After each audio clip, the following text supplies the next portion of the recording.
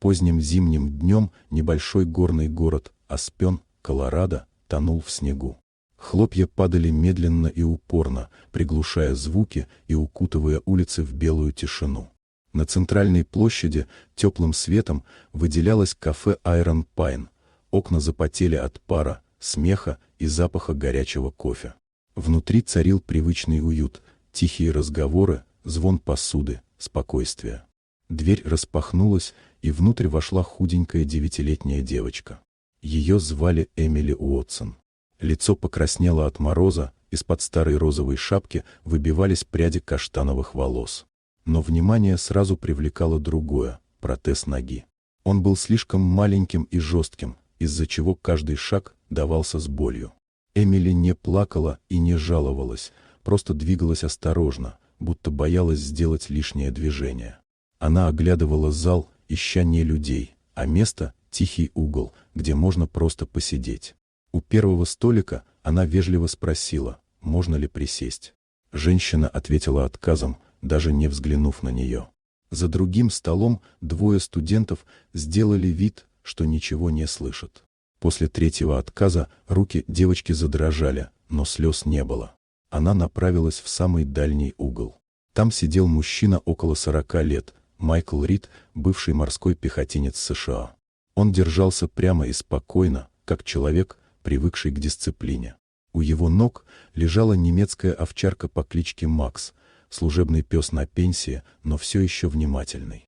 Майкл заметил девочку сразу, боль он узнавал без слов. Эмили остановилась перед ним и тихо спросила, можно ли сесть рядом. Он без колебаний пододвинул стул. Когда девочка попыталась сесть, протез зацепился за край ковра, и она потеряла равновесие. Майкл поймал ее мгновенно, уверенно и бережно.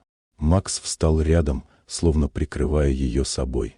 Когда рукава куртки сползли, Майкл заметил синяки, старые и свежие. Он не задал вопросов вслух, но все понял. За столом он заказал для Эмили горячий шоколад и сэндвич. Она ела медленно, будто не привыкла к нормальной еде. Постепенно девочка рассказала правду. Родители погибли в аварии год назад, теперь она живет с тетей. Та злилась, наказывала, морила голодом и намеренно не меняла протез.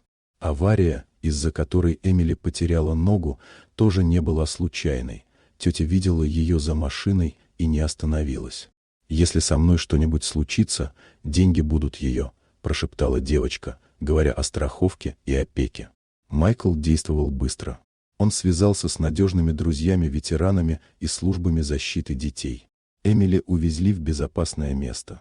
Уже на следующий день факты подтвердились. Жестокое обращение, медицинская халатность, попытка наживы. Девочку передали под защиту государства. Но Майкл не исчез из ее жизни. Он навещал ее, помогал заново учиться ходить без боли.